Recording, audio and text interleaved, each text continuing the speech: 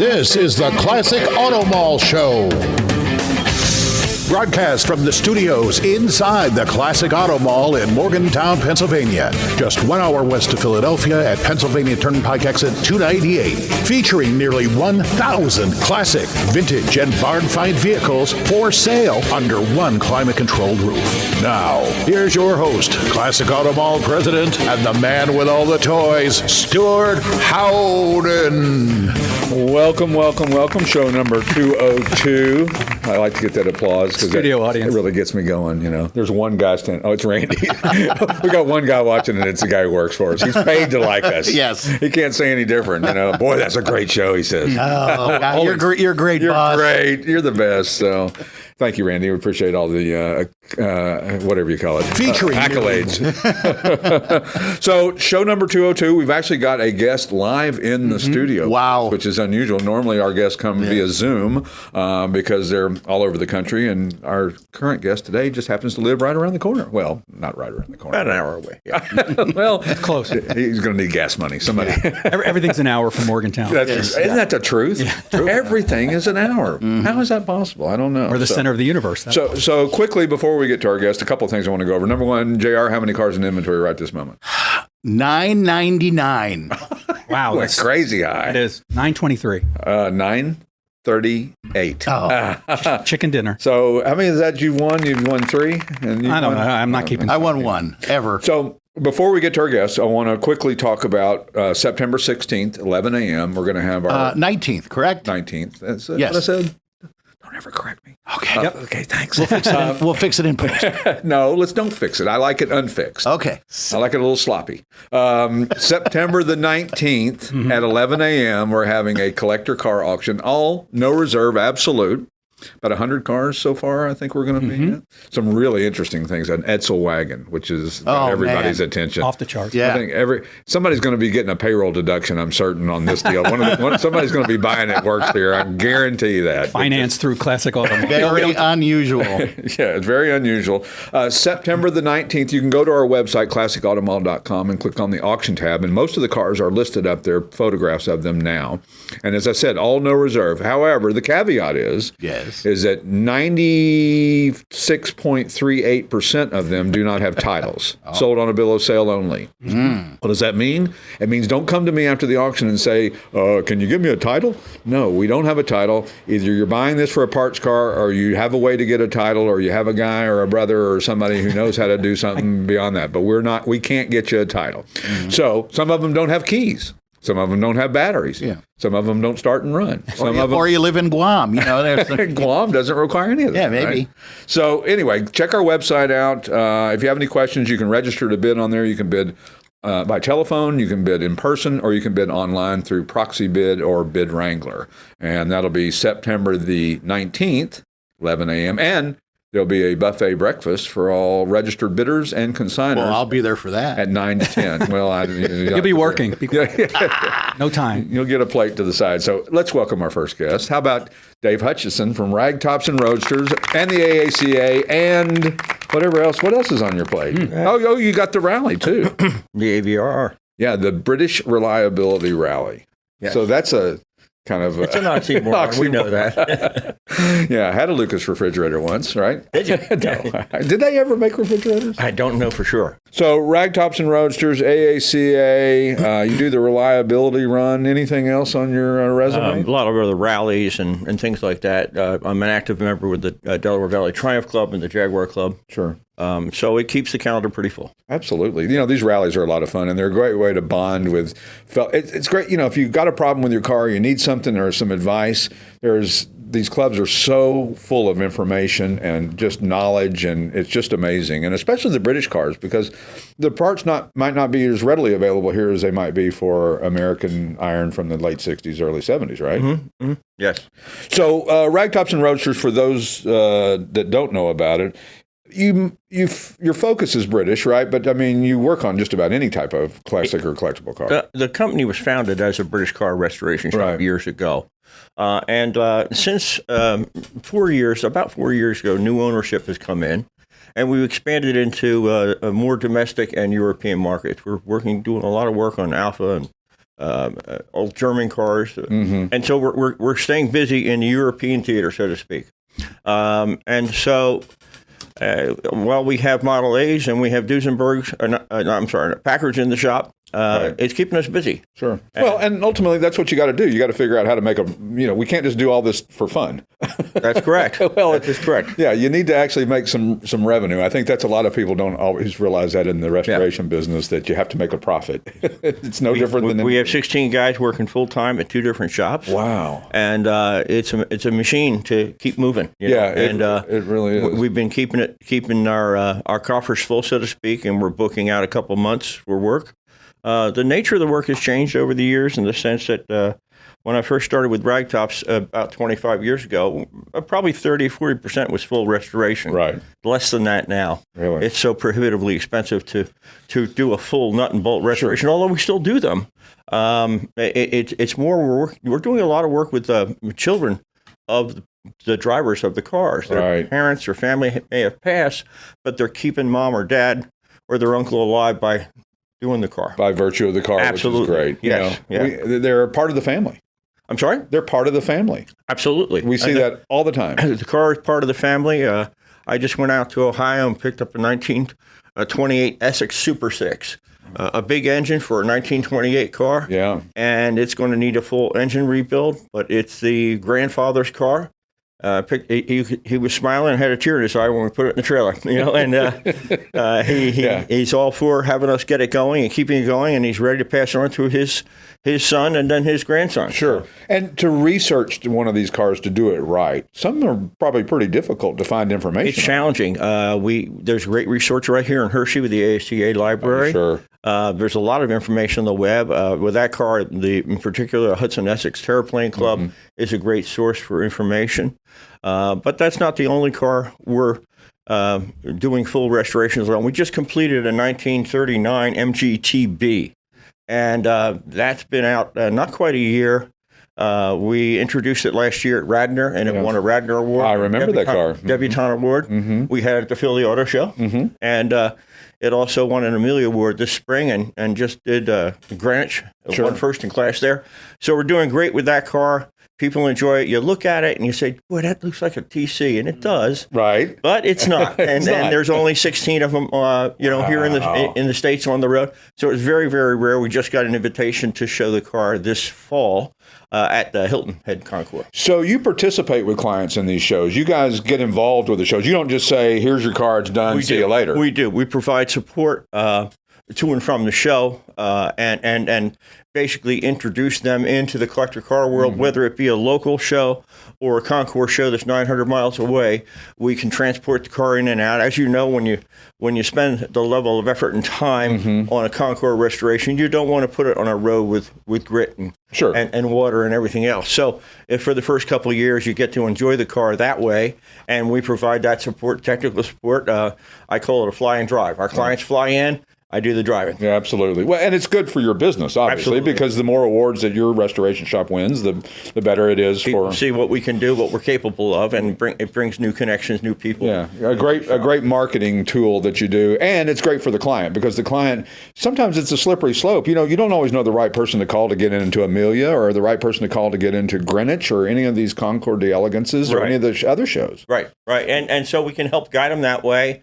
We've got connections, not to say that gets the car in. The car goes in, especially on the concours shows, on its own merit. It goes before a committee, and they look at the credibility. They look at the restoration history, the awards that it's won, and from there they make a decision to fill their field. Sure. Because, I mean, you want to be true to the car, because we're all just stewards of these cars. Absolutely. We're not, these aren't ours to keep forever. And, Correct. And we want to make sure that when we pass them down, that they were done right, done properly. That's got to be frustrating in that business if a guy says, I need to cut corners a little bit. He started out with, this level, and all of a sudden you're kind of taking it down a level or two. It can be challenging, and a lot of that is customer contact and maintaining that customer contact, which we're very good at doing. We use a shop program.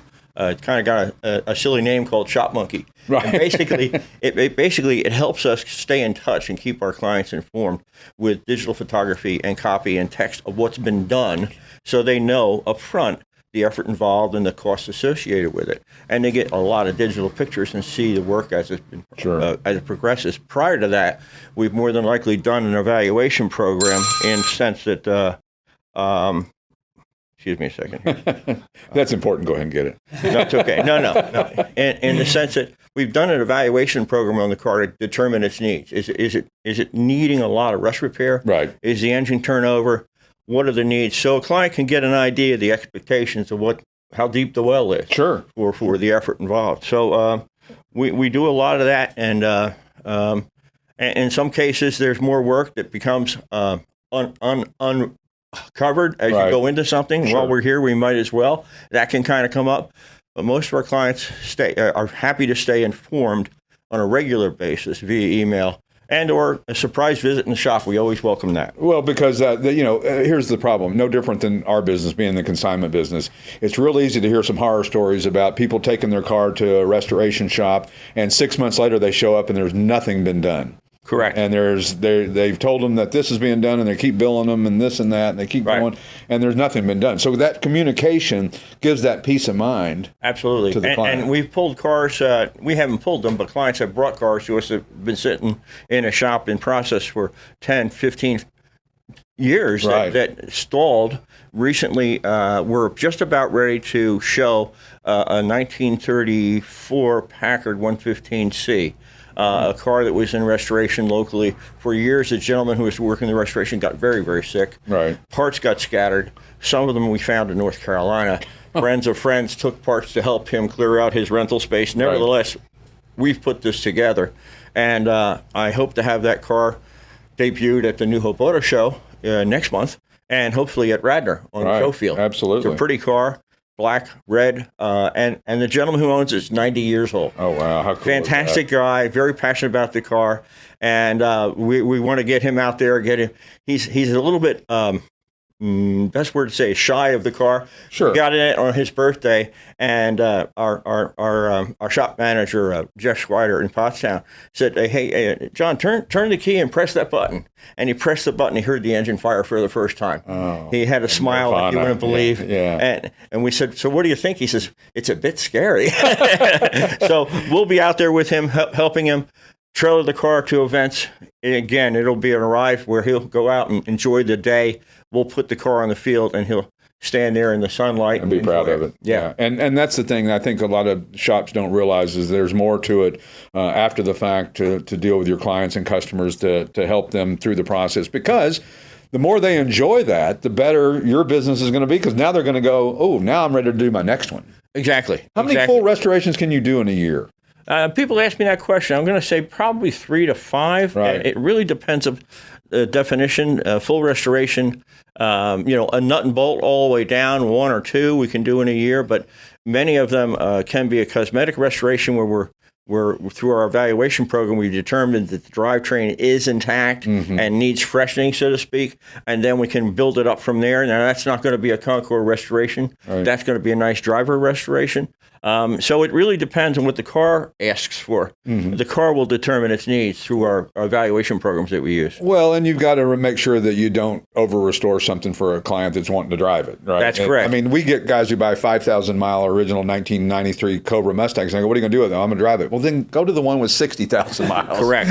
Don't buy the one with low miles on it. Too many guys try to do too many things with the same car. Exactly. And if you really listen to your customer, it's like I tell our guys all the time, they'll tell you what they want if you just listen. Absolutely. And taking their direction is paramount to what we do, to be able to say, what do you want out of this? Do you want a local driver? Do you want something that's going to go win Concours shows? Sure. We need to know that up front, because that sets a definition of the goal. As I said, with our evaluation programs, that gives us a target to shoot for. Our technicians are excellent. We have 16 technicians full-time between both shops right now. Right. We've been very successful about pairing up the apprentice with the journeyman. That's one of the challenges that you guys know in this hobby is the aging out, the guys who are getting older, who know the skills, have the skill sets.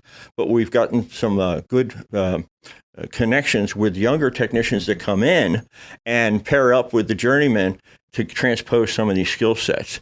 And we just We brought in one guy from McPherson. Yeah, I was just going to ask you about that. And yeah. we've had others in from McPherson in the past, and Penco Tech. Right. So it's something we need to all of us need to do is bring in younger people and get them involved and spread the love, so to speak. Absolutely. Well, the AACA, which you're a member of and Yes. a big supporter of and do a lot for, has got the same problem. I mean, they're and I always tell them, the unfortunate thing about the AACA is that their name says old guy, old car thing, antique auto. That has the connotation of a dusty old book that you look. And it's a shame because now everybody refers to them mostly as collector cars or something along those lines, a little bit more generic than antique car. But the whole hobby in general, that's the biggest challenge I think we have is having the father impress the son or the nephew or whomever, right. or granddaughter or whatever about the passion and the stewardship, as you mentioned before, with the car, and then carry on with it. Well, shaping metal. I mean, you get guys that are shaping metal out there, like Gene Winfield, who just passed away. I wonder how much knowledge went away that never even got written down. Yes, and we're very fortunate. We have a very talented metal fabrication staff. These guys, or one guy has been with the company for 30-some years, and he could take a flat piece of metal and roll it into a ball. Right. I mean, he's absolutely incredibly talented in fabrication and repair of panels. We just had a 1937 MGT. NA come in that had a roof panel that blew off, and the guy didn't know it. 20 miles later, he realized his roof panel blew off. Whoops. So it's a compound curve. It curves front to back and left to right. So our metal staff fabricated a panel not to replace the sunroof, but to make it a fixed head car and put that in. That takes some talent to be able to have those metal shaping skills. It's art, it's geometry, it's a lot of different things that you got to know. It's not just one thing. Yes, absolutely. And I can watch him do it. I couldn't do it to save my life. But and you couldn't build a machine to do it, right? I mean, first of all, it wouldn't be cost effective to build a machine just to shape something like that. One panel. No. Yeah, panels like that are shaped by a press, boom, one shot. But now you've got to be able to put it into a pull max, so you got to be used to use the English wheel. There's all kinds of tools that they're resources, and so much is his hand and eye skills, like you mentioned. Sure. And fortunately, our lead metal fabricator is, I think, in his early 50s. He's got some years ahead of him, which is great. We have a younger guy in working with him. Again, the mentor program I mentioned a minute ago, and he's learning some of these skills, which is fantastic. Yeah, I mean, we've got to continue and perpetuate this. Otherwise, none of this will mean anything to anybody. So. Absolutely. And, and you said earlier. You're saying you have two locations, one in Pottstown and then one in Perkasie. Perkasie. And we're right now bringing projects, and all cars come into Perkasie, and we triage them from there depending upon which shop needs work. Right. And mostly we're trying to put cars that need service or extended service in Perkasie, where we're not doing metal repair, paint, or upholstery restoration work, so to speak, mainly service. So those cars tend to stay in Perkasie. And the more involved projects will go out to Pottstown, including work for our upholstery department. These guys are great. Just took a 1928 Model A pickup out for a custom top. You can't buy this for the kit, Right. And then to be able to get those projects out there for the upholstery team or the paint team, we kind of triage them from Perkasie right now. Right. Yeah. And you've got obviously. You're involved in some of the clubs and the tours we were talking about. You're involved with the British Reliability Run, which is the oxymoron of all oxymorons, but we don't have to discuss that. But tell us a little bit about that. That's all, British cars taking about a 60-mile tour? Or? Well, no, it's a bit more than that. It was started by a friend of mine up in Michigan years ago, 2005, somewhere in that area. If you Google British Reliability, you'll stumble upon our website that shows the event this year, October 16th through the 17th. But from that event in Detroit, we picked it up in 2008 and started running the run here in PA. The first year out, I think we raised $3,000 or something like that for a charity for women with children that had problems. Right. I don't remember specifically the charity. That was 13, 15 years ago, whatever. Anyhow, so in the last 6 or 7 years, we've hooked up with Shriners Hospital for Children, and they have a very dynamic website.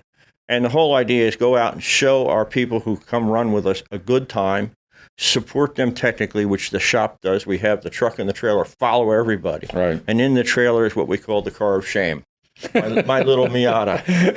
And basically that provides the comfort and the support that they're not going to be left on the road stranded. Sure. And so we use that on occasion. And then we've had a technician come with us who then helps solve the problems, the bad points, a bad fuel pump, etc. But the nuts and bolts of it is we're going to be running, starting in York this year, a 3-day run. Oh. Registration opens in Thursday night of the 16th. We'll get everybody registered that night. We're staying at the it's a golf resort. I'm sorry, I've forgotten the name. Right. But nevertheless, York, PA. And we're staying there 3 nights. And so we're not doing the round robin anymore. Right. We've decided that everybody's getting a little older. They enjoy staying in the same facility. We're Not having to pack the suitcase every morning. Yeah, exactly. We have nothing to prove. Right. The main thing is go out and have a good time. We're going to go see George Bunting's collection. Oh, nice. George has a fabulous collection in Moncton, Maryland. We were there 10 or 12 years ago. And then we're going to go see the World War II museum. Oh. So we have some exciting things to do. We allow time for it, but it's probably 100 to 150 miles a day. Right.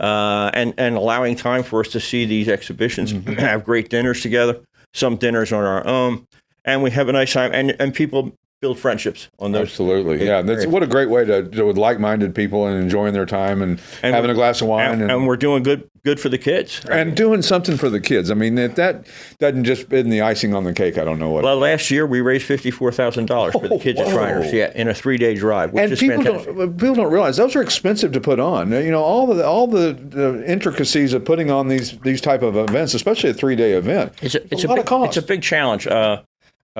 My wife and I lead a crew of people in the Delaware Valley Triumph Club that volunteer their time. And there's one guy who does the route, and that's all he does.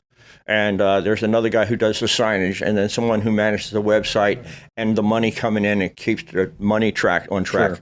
And so it's a great team that come out every year to do this. We hash around different ideas where we're going to do, what we're going to see. And we've had a very successful relationship with Shriners, and Ragtops has sponsored this for a number of years, which is a very key component to this because it provides the security for people to say, I don't know if my car can do 150 miles. Yeah, well, we've got you covered. We got you covered. Yeah, We've we got never your left back. anybody behind, and Haggerty's there to sponsor us as well. Oh, that's great. That's Yeah. fantastic. Yeah. Good for them. Well, it's nice to know that they're involved in the local scene as well, too. They're a big company, and to get them involved They in kind have of a a local... roadside agreement, roadside coverage, I believe they call it. Right. And we send them maps of everything, and they will be able to map out where we're going to be. If we can't handle it, I always say the first guy gets lucky because we have the trailer. Right. And the Miata. Second guy, we're not so sure. But we do our best and scramble and make it happen every year. Sure. And you're a big supporter of the AACA, which is so important, and we talked about. And the library that they have down there is phenomenal. Yes. What does the AACA got to do to continue and to be relevant for years to come? Is it obviously get younger people involved? Yes. But how do they do that? How do you get younger kids to join a club like that? And well, I can't answer for the AACA, Right. but I think they're doing their darndest to be able to move younger people towards that. I see more events geared towards the cars from the 70s and 80s now than we did 10, 15 years ago, and opening their vision to more cars that the younger people can identify with. I think that's very important. And we've done that somewhat at the Philly Auto Show to get in newer cars from the 70s and 80s.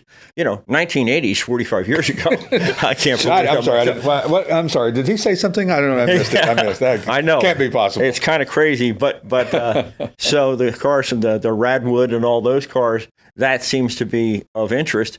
And as Paul Simon says, every generation throws a hero up on the pop chart. So as time moves forward, we need to be relevant and be able to in the hobby, in the business, and in the clubs, be able to connect with newer people. Sure. Yeah. I know Audrain does the 30 under 30 class, which is great. I mean, the cars aren't perfect. They're not supposed to be. They're under $30,000. Right. They're getting them involved in it because we see it here. I mean, see father and son, and like you said earlier, father-son coming in here, father's explaining to the son about why this was this or why this was that or what a T-top is or any of that stuff. And kids today don't necessarily know it like you and I did. I mean, we read every car magazine you could get your hands on when we were growing up. That's all we talked about is cars and women and cars and women Yeah, and T-tops. and the way the younger generation doesn't necessarily cruise down the boulevard as we may have back in the day. Yes, we love cruising. And so their social interaction is through their phone. Right. So I think that's important is keep, we work pretty hard on our Instagram and our Facebook page through the shop to keep things relevant that way too. You know? I think a lot of people don't realize how much they would enjoy this hobby if they just gave it a chance. You know, if you see people coming here and you can see the wife and she says, I have no interest in old cars. I don't care. Yeah. But she comes in anyway. And when she leaves, she says, oh my God, I saw my grandfather's car. I saw my uncle's car. I saw this. I saw that. Yeah. So it's great to get that. A lot of it is exposure, as Right. you just mentioned, and to be able to expose people to it. And when someone leaves the shop with a car and a project's all done, I say go out and join the club and be part of it. And it's not all guys just looking under the hood. It's very socially engaging, where it's families, it's husbands, wives, or father, son, father, daughter, whatever it may be. And come out and look at the events and do the events and see what it's all about. Absolutely, because you might realize that you like it. And I think the Cars and Coffee has hit the perfect combination between what a traditional car show was, where you sat in a folding chair for 9 hours in the sun, versus that you can come and go as you please. You want to stay for 30 minutes? Fine. You want to stay for 2 hours? I think that's great. why they've been so successful. You don't have to use the whole day. Right. And as you say, get burned in the sun and for a $12 trophy.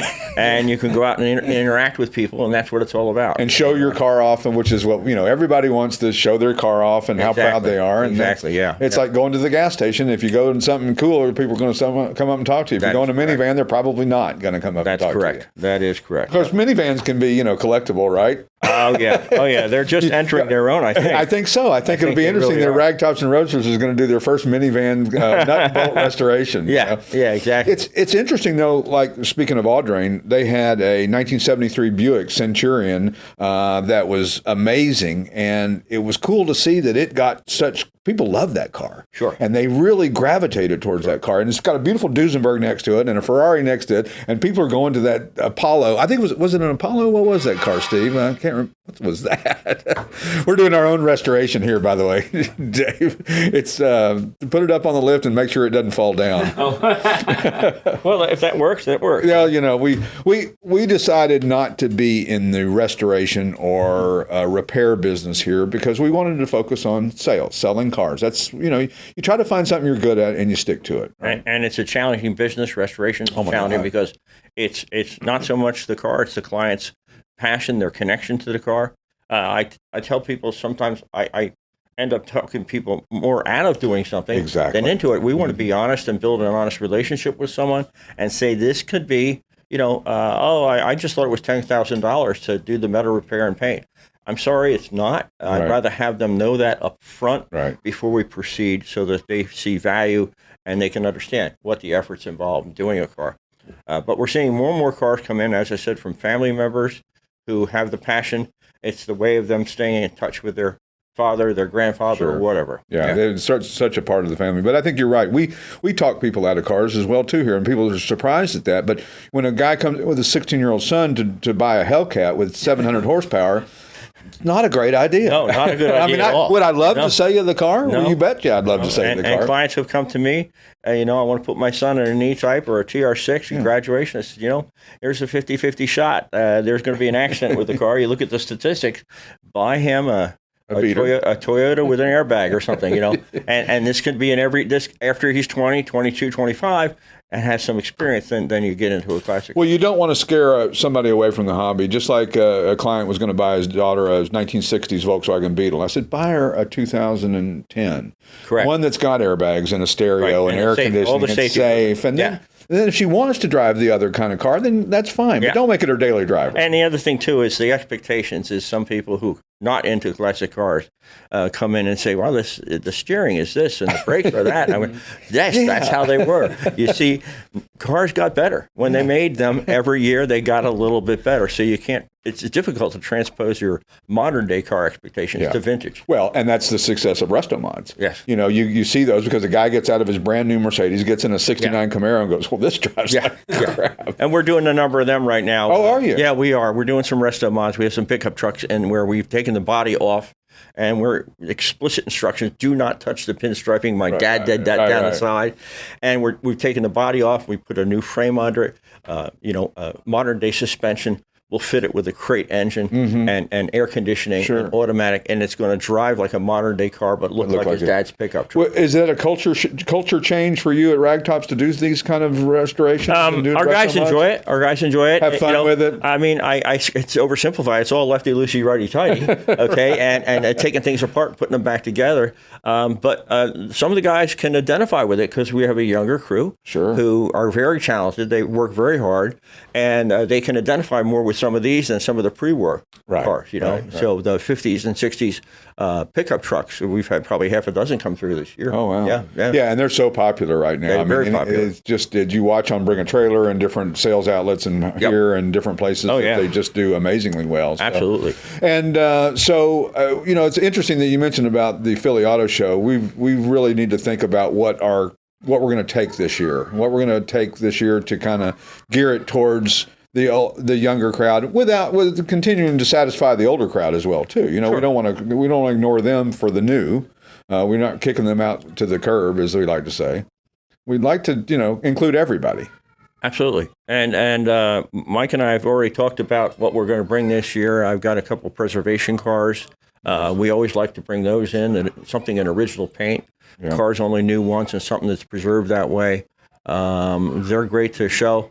And then, again, he and I both have to work to bring the cars in from the 80s that they can identify with. Exactly. I mean, the AACA is a 25-year-old car. Right. So you could put a 2000 Cadillac in. Quit doing this math. You're making me feel old. I know, but it's simple math. I know. I can't believe I've had my Triumph Italia out of restoration now for 30 years. Right. And I just can't believe how the time has flown. And it's held up quite well. It has. It's a beautiful car. We're heading to Lime Rock this Labor Day weekend for the Kastner Cup. Yeah. We're going to show it up there. They invited it up. So I still enjoy sharing it with people and having a good time with it. And I can walk around the car and say, after 30 years, who can't? Yeah, who can't? But it's a wonderful hobby, a wonderful passion, and connect with the people who have the common pursuit and the love for the. Absolutely. It's a nice common bond that if you meet somebody, I don't care where you are economically and where they are, you become on equal footing. That's correct. We see guys like that all the time when we're at an auction, and the guy you're talking to is just a car guy until he starts raising his hand on a $5 million Duesenberg, and you go, he's really a car guy. Yeah, exactly. Yeah, I was watching Leno's Garage last night, right? And he is such a great ambassador for our hobby. So and wonderful. The passion and how he speaks with such detail and knowledge on each and every project, and his passion is limitless, and his collection is deep and broad. And, wow. And done right. Just yes. The signage on the walls and the way that he's made these massive banners of these old ads from French magazines back in the teens and 20s and 30s. It's just amazing. Yeah, he was on with Tom Cotter. We had Tom Cotter last week. Yeah, he was great. And Tom was great about the Cunninghams, and Tom's very knowledgeable on the Cunninghams. And so that was a nice episode to see. But he's a great ambassador for this hobby. He absolutely is. And, Dave, couldn't have been... We've had you on before, but we were at the Philly Auto Show, and it was a little different setting. So we wanted to bring you up here. And, thank you. And get the full Monty right here. It's been my pleasure to come out and share what we know about the cars. And as I said, we're super busy. Check out our website at www.ragtops.com. We're also doing consignment cars right now. Oh, nice. A little bit of consignment of people who've had cars come through the shop. And we're staying busy with the events, the classic car shows and all that, the concourse. So all good. When we return, we'll continue with the Classic Auto Mall Show in just a couple of minutes. We'll see you then. Thanks again, Dave. Whether you want to buy or sell a classic, collectible, or special interest vehicle, you need to visit the Classic Auto Mall website for more information. If you're looking to buy, you can easily search our inventory of more than 1,000 vehicles on the web at classicautomall.com. Welcome back to the show, show number 202, for those of us keeping score at home. like Dave Hutchison. He's got great stories about cars and just stuff. He's been around a while. A while, and so important to the hobby, especially helping out with the Philly Auto Show. And it's important that we and the AACA participate at the Philly Auto Show because it's shifted, it's changed. It's not what it used to be, and therefore some of the manufacturers are no longer participating. That's true. You've already seen most of the cars before the show, but you don't get a chance to really sit in them and feel them. And then you don't get bothered by salespeople. Right. So that's even cooler. It is cooler. And there's a big tuner factor to the Philly Auto Show. So you're getting a younger crowd. So why not show off some cool 80s cars on Yeah, here? exactly. We'll have to think about that when we pick our cars. Where did we sell cars this past week? Where? How about Wilmington, Florida? How about Jonestown, Pennsylvania? Granite Bay, California? Russellville, Arkansas, Glenmore, Pennsylvania, Brick, New Jersey, Silver Hill, Alabama, Bluebell, Pennsylvania, Camp Hill, Pennsylvania, Wynwood, Pennsylvania, Lancaster, Pennsylvania, Sinking Spring, Pennsylvania, Walkersville, Maryland, York, Pennsylvania, Honeybrook, Pennsylvania, Elverson, Pennsylvania, Boiling Springs, Pennsylvania, Atlanta, Georgia, Houston, Texas, Orlando, Florida, Poland, and Mullica Hill, New Jersey. Nazdrovia. Ostrovia. All right. Hey, Poland, thanks for checking in. Maybe we'll get a listener on. Yeah, we might. Hey, yeah, we need to Maybe promote expand. that. Absolutely. We are expanding A worldwide. lot of Pennsylvania cars this week. A lot of Pennsylvania Why cars not? this week. It's interesting how that kind of goes in phases for whatever reason. So Well, it's car show season. it's car show season. middle of So yeah, so they're rocking and rolling. Yep. So new arrivals this week: the 2018 Jeep Wrangler Unlimited Sahara 4x4. Billet silver metallic over black, 13,484 actual miles. Snappy body mod. I didn't. Cadskin leather. I don't know what that means. It's a company. Yeah. Supercharged 3.6 liter V6. I think we talked about this a couple of weeks ago. 8-speed torque flight automatic, suspension lift, and add-ons. This thing is really custom. Yeah. In fact, I know you don't want to talk about other cars, but we got 3 custom Jeeps right now. I know. If you're into it. 4. No, 3. Yeah, No, 3 plus a Hummer, a new Hummer. Yeah, a new Hummer that's kind of These are cool. I mean, these are out there. They really are. accessorize. You can accessorize your Jeep to make it just about anything you want. Exactly. It's become the newest kind of. I don't know if what you'd equate it to, but when people like a hot rod of this era, Yeah. you customize them like crazy. It's all different parts. They all look different. They do. Very rarely do you see one that looks exactly the same. That's exactly as the other. right. Yep. So, other new arrival: the 1981 Pontiac Firebird Bandit Edition Turbo Trans Am, the old 301 cubic inch V8 that we all poo-pooed at. It's a bit of a dog, but It was, but you know what? They're kind of cool today. Yep. I mean, this one is one of 5,200 built. Numbers matching 301 cubic inch turbo V8. It's got the PHS documentation, restored inside and out. Final year for the second gen TA. That's hard to believe, isn't it? Yep. And it's got T-tops. We were talking about T-tops. Right? That's right. Yeah. Remember those? I remember T-tops. And it will sell because everybody loves Trans Ams. Right? Well, especially in Starlight Black. Yep. Yeah, but I had a couple of T-tops. I enjoyed those cars. I did too. Other new arrival, the 1976 Volkswagen Type 2 Combi Bus. Cream and white over saddle and tan. Awesome painted murals on this thing. 1600cc flat 4-cylinder, 4-speed manual. Long-term ownership. This thing's got endless possibilities. You can do a lot of different things with something like this. Yep. And power front disc brakes, so important. Other new arrival, the 1932 Chevrolet Confederate BA Series 5-window coupe. I love 5-window coupes. Yep. They're so cool. They are. And most people would mistake this car for a Model A. They would. People would go, oh, is that a Model A? Yep. No, it's not. It looks similar. Like I put the U in similar. Yeah. Dark blue and black over gray, 83,908 actual miles. This car is 1932, so that's 7 years away from 100 years old. A lot of garage time. A lot of garage.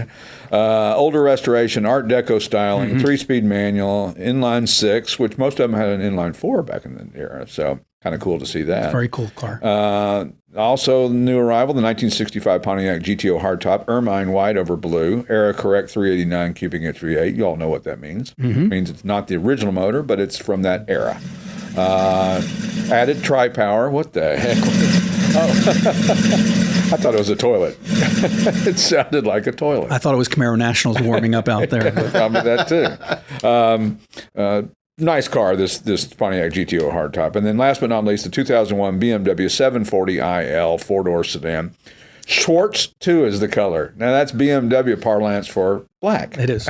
Schwartz 2, is there a guy named Schwartz? No. Schwartz is the word for black. Is it? Schwartz. It is. Yeah, it's German. Schwartz. Yeah. Schwartz and Schwartz. Schwarzenegger. One owner Bimmer, garage kept, faithfully serviced, got 121,000 miles. And you go, ooh, but when you find one that's been well maintained and serviced and done right, that's not a scary number. And it's got a 5-speed ZF automatic. Very desirable. Very, very desirable. Will not be here long. So, well, guess what's here now? The Camaro Nationals. Oh, okay. They're expecting, of course, when time you hear this, which will be on Saturday, July what is today? 16th, so 17th, 18th. 19th is this Saturday.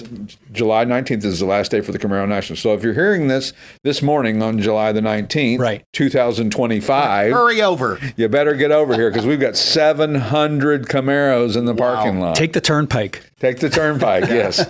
We had a supercar show here last week, and it was crazy. It had 1,000 cars. Like exotic stuff. Exotic cars, supercars, muscle cars. Not muscle cars, but tuner cars. Friendly crowd. Friendly crowd, yeah. And there was 1,000 cars, and they had fireworks. Unbelievable. Helicopter rides, and it was crazy. And of course, we shut down the whole I'm telling you, we are the hub of Pennsylvania. We shut down the whole town. Not everybody was happy about that. Caravan police. Yeah. Carnarvon. Right, yeah. them too. Not everybody was happy. So we were talking earlier about the auction coming up September the 19th at 11 a.m. here at Classic Auto Mall. If you've never participated in an auction and you want to participate, reach out to one of our car specialists or reach out to me. Mm-hmm. Be glad to kind of go through the process with you, explain to you in detail what it means by no title, which we talked about a little bit earlier, and just some of the intricacies of bidding on a car. You can also do it via telephone. You can do it in person. Mm-hmm. Or you can bid via telephone, or you can bid on proxy. Is that open now? The proxy? No, it'll be open 10 days before the sale. 10 days. So okay. September the 9th. Okay. You'll be able to bid online starting September the 9th, and it'll end online the same time it ends live here. Gotcha. On Proxy Bid and Bid Wrangler, so whichever platform you're more comfortable with. Or you can do it by telephone. You can call us up.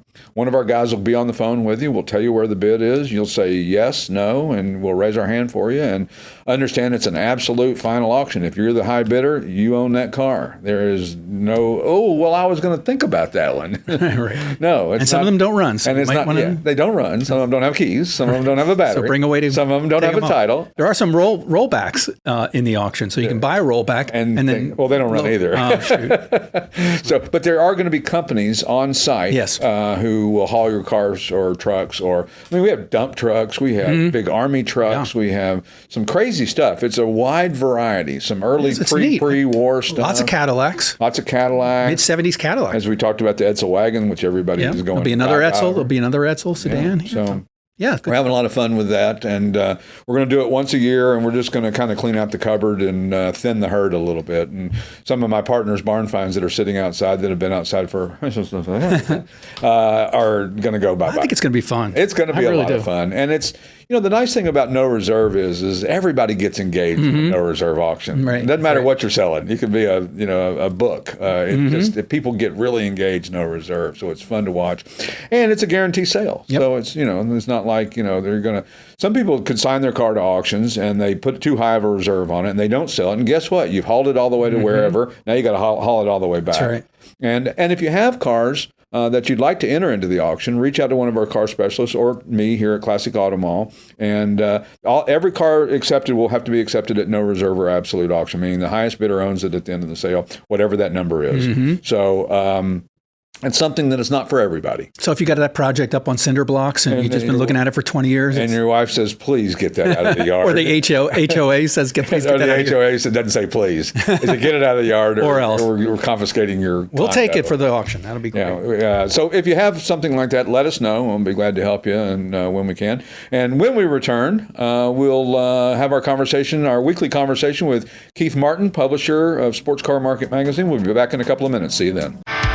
The Classic Auto Mall has more than 1,000 vehicles for consignment in our huge 8-acre climate-controlled showroom. It's a real indoor mall. If you'd like to know all the advantages of buying and selling a car through consignment, the information is available on our website, or you can talk to a classic car specialist who can answer all your questions. It's easy, safe, convenient, and it doesn't matter where you are. We sell worldwide. See our huge selection of classic and collectible vehicles at classicautomall.com. And we're back with the Classic Auto Mall Show. I was kind of distracted. There's a lot going on out in our parking lot today. We've got the tents going up for the Camaro Nationals, 700 Camaros, and they're setting up for a big show this weekend. And, you know, all the Camaro players will be here, and it's going to be a lot of fun. In the meantime, we're doing our show here and welcoming once again to the show Keith Martins, publisher of Sports Car Market Magazine. Good afternoon, Keith, or good morning. I don't know what it is. Sometime welcome. Anytime I'm here is a good time. It's always a good time, right? And this is where we once a week bring Keith's blog that he sends out via his newsletter, which is wonderful. If you don't subscribe to it, go to sportscarmarket.com, right?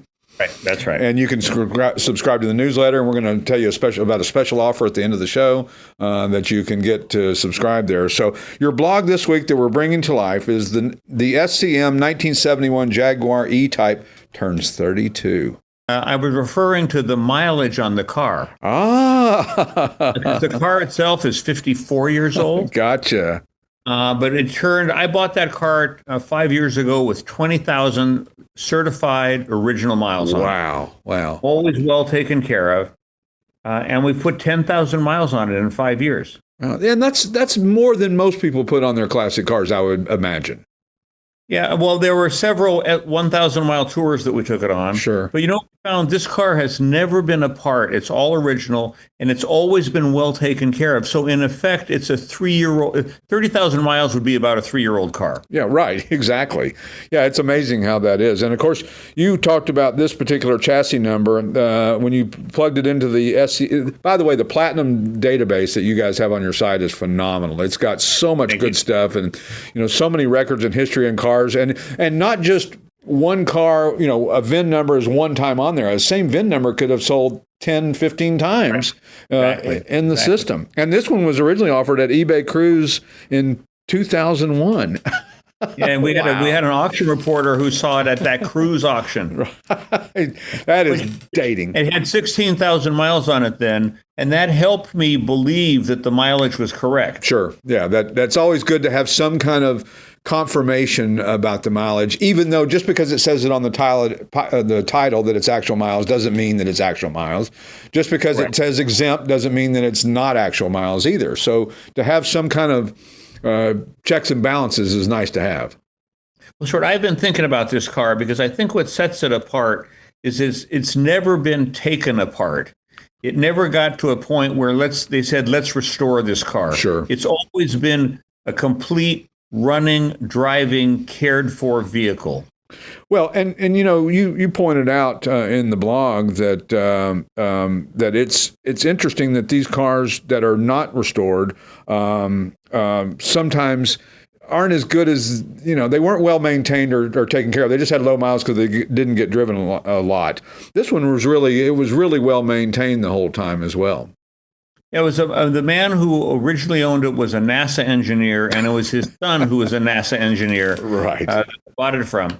What I found on that car, I know nothing about V12 Jags, sure. But I got interested in the car, and the trolls on Bring a Trailer just picked that car to pieces. Right.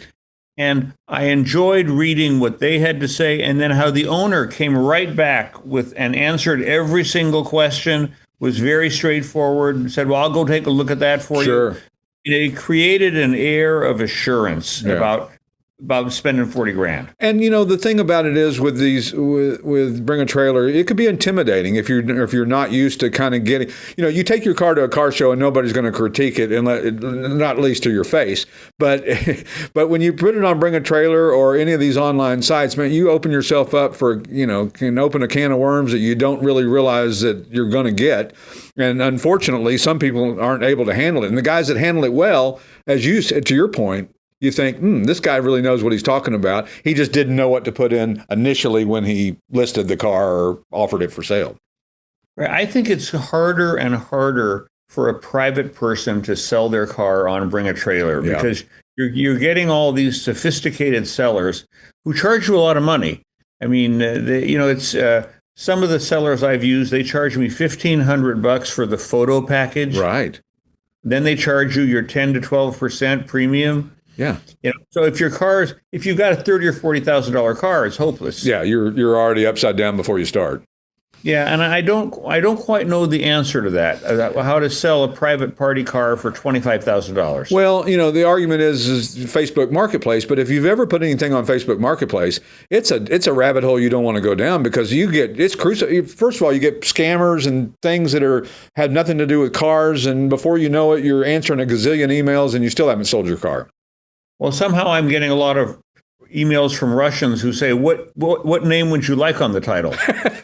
Well, that's good. Yeah, I like that. I think that presumptive close, right? Well, I think that, maybe the answer is that Bring a Trailer works really well at what it works really well at, which is kind of, oddball stuff or limited production stuff or things that have low miles, something that's got something interesting. Maybe is the time now that somebody like eBay says, hey, wait a minute, let's refocus on eBay Motors. Because eBay Motors, we advertise on there, but it's not anything close to what it used to be. Maybe it's time that they took a little curated version of eBay Motors and maybe did something for the lower end guys, not for all the high end stuff like Bring a Trailer. Stuart, they'll never do it. I know. It's too good. We've worked with eBay right from day one. And their philosophy is, we'll take anything you want to send us. Right, exactly. They're not interested in, we had a program we wrote for them that saved every VIN and every auction of a car that appeared on eBay. And we ran it for about 3 years. And it was fabulous because you could look up everything. Right. But they didn't care. Yeah. They just didn't care. Well, their core business is not cars, No, way back. No, their core business is eBay Motors is the most profitable segment of eBay. Right. Well, that's interesting. I didn't realize that. So, so their core business is anything that you care to enter. Doesn't matter what it is or what it isn't or what you say it is or it isn't. You can't leave feedback anymore, right? Like you used to do. Right. I mean, I just think eBay, Facebook Marketplace, to me, whenever I'm on one of those spaces, I feel like I'm in Lord of the Rings and I'm in the tower and I'm watching all the ogres and troll. I mean, the things that come at you are so, and they're all 2/3 of them are stolen anyway. Right. Exactly. I mean, some of the things that we get, some of the emails we get from eBay when we put stuff on there, which we put all of our inventory just rotates on there all the time. It's just hilarious. I mean, the justification that a guy tells you why he's offering $5,000 for your $90,000 car is poetry. We got to create a whole book just about that. I know. or like, what do you know about the history of this car? Well, let's see. I bought it from my best friend's wife, and both halves fit together pretty well. I love the one when you tell the guy, now give me a description of your car, and he says, red 4-speed. Okay, that covers all the bases there. But I do think that's a question for me. I had a $24,000 SL55 that I put on MB Marketplace. Right, Mercedes-Benz Marketplace, yeah. And I got about 23 or 4. I mean, it's a $24,000 car. Right. And I went to MB Marketplace because their fees were a lot lower than the places that I usually go. And on a $24,000, you've really got to be up to a $100,000 car. Right. Where paying the percentages and the photo fees. Now, you get what you pay for. Absolutely. But it's not a place to put. I was just looking. There was an MGB on Bring a Trailer that sold for $6,000. Yeah, it doesn't seem logical to do that. No, but where else would you put it these days? I don't know. That's the thing. I mean, that seems like, obviously an option is somebody like us, but not, if you're on the West Coast, the likelihood you're not going to send it to Pennsylvania to sell it, or even if you're in Florida. We do get cars from further distance, but again, the problem with our business model is that it's not 1 week or 1 weekend and it's done. Either yes or no, it sold or it didn't. Ours can drag on for months because you may not find that right buyer. There's no sense of urgency to bid on a car that's not in an auction format. And so you get cars that sit here for 2 or 3 months. Some of them sit here because they're overpriced. Some of them sit here because there's a limited market for them. How do people find the cars that are in when they're doing a search? Right. How do they find your car? Well, generally speaking, is if you type in just about any car, American made from 1950 to 2010, you're going to find us on the first page. If you type in 1965 Ford Mustang, more than likely we're going to be on the first page and popping up. So they find us generically, but they also find us because, we've built all of our marketing things that we do, our newsletter and this show that we do, and all of the things that we're doing are just getting more and more. And our website gets about 1.5 million page views a month, which is pretty strong for a retail standalone dealership. I agree. What do you know about Classics.com? Interesting site. I mean, it looks like we do some business with them. They used to have our inventory on there for no charge. Now there's a package that we've agreed to do that we're on there. It's interesting that they hold a lot of data. They probably aren't making any money because the amount of money that they have to spend to get to where they are is probably pretty darn expensive to do what they do. Well, they scrape everybody's inventory. Everybody's inventory. And, people say, oh, don't you get mad at them for doing that? No. Now, what I don't want is somebody to get my inventory and then put a new name and contact and email address and all that. When somebody scrapes my inventory and puts it on Joe's Hot Rods or whatever site, it doesn't bother me so bad as long as it's a clear path to Classic Auto Mall, either our phone number, our email address, or our website, or all three. Well, they're an aggregator of other people's sites, and then at the same time, they always ask you, and how about selling your car? Right. And I don't know that I don't know that what their business model from a standpoint of selling a car really means any different than anywhere else. Is anybody else going to see it or not see it because you were or weren't on their site? I don't know that answer. Yeah, I know it's an interesting model. Yeah. but it's a semi-research, semi-retail. Right. Yeah, kind of trying to be both masters kind of a situation. That's right. Which is tough. I mean, we run into the same problem here. So I think that it'll be interesting to see what they do. Time will tell. If they're out of business in a year, it's because they spent too much money and they never figured out really how to monetize it. Some of the other sites we're seeing. I mean, we're seeing some of these Haggerty struggles with their online listings and their online auctions. Supercar Blonde is struggling with their online listings. And they spent a lot of money. So we'll see. It'll be interesting to see how it all shakes out over the next 24 months. But Stuart, to my point of view, what these what most of them don't get, like Supercar Blondie, it's got interesting stuff. I like her new pink short hair. Right. But they confuse eyeballs with involved auction community members. Exactly. Part of the problem, I think, with Haggerty is that they have a ton of auction specialists. But that's not the same as having the owner of the car. Exactly. There to answer your questions. Yeah. It changes the dynamic of it when it's not that person who owns the car. And that's why you have to be careful, whether it be at an auction or whatever. You got to kind of read between the lines on what it says and what it doesn't say about a particular car. But to be able to visit with them and especially on these online sites where a guy's never going to see the car in person 99% of the time, you want to at least talk to somebody who's had some experience behind the wheel of that car. When you talk about never see the car in person, I think about how we'd go to a land auction like a Gooding or an RM or a Broad Arrow, and we would walk into the tent, and then we would walk around the car for 5 minutes and maybe look underneath it, and that's all we'd get. Right. You wouldn't hear it run. No. And you'd never crawl under the car. No. You might look a little under if you could kind of sort of see with a flashlight, but that. Yeah, and I would, and because I was an Alfa guy, if I stood around the car, every Alfa guy in the place would come, and then we'd secretly pick the car to pieces. I love doing that. I like picking cars to pieces that are just in the parking lot next to me at the Walmart. I love doing that. So anyway, thanks so much for being on this week again, Keith. And as we said earlier, we've got a special offer coming up just in a second for a subscription rate to Sports Car Market Magazine. It's a wonderful offer, and we'll look forward to talking to you next week.